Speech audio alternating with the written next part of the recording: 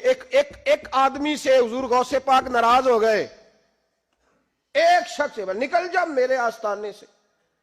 دعا منگیا کرو سنگیو، کتے مرشد نہ رس جاوے، جنہاں دے پیر رس جاندے، وہ جیوندے بھی وہ مرے ہی رہن، چل دوڑ جا نکل جا۔ وہ کہتا ہے میں 300 ولی کے پاس گیا ہوں، 300، ہر ایک سے کہا میرے لیے دعا کرو، تو وہ کہنے لگا جسے عبد القادر دھتکار دے، اس کو کوئی سینے سے لگا سکتا، چل واپس چلا جا۔ آ کے قدموں میں بیٹھ گیا، کہنے لگا سونیا معاف کر دے۔ فرمانے لگے تو نے دیر کر دیا، میں تو کب سے معاف کیے بیٹھا ہوں، تو نے دیر کی آنے میں تو رسول اللہ کا غلام ہوں، اور حضور نے معاف کرنا سکھایا ہے۔ حضور غوث پاک واز کرتے، نصیحت کرتے، اور چونکہ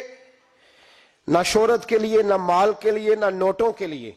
اس لیے غوث اعظم جب تقریر کرتے نا، ایک دن بغداد میں بارش شروع ہو گئی، خطاب ہو رہا تھا، لوگ بکھرنے لگے، تو 2 جملے غوث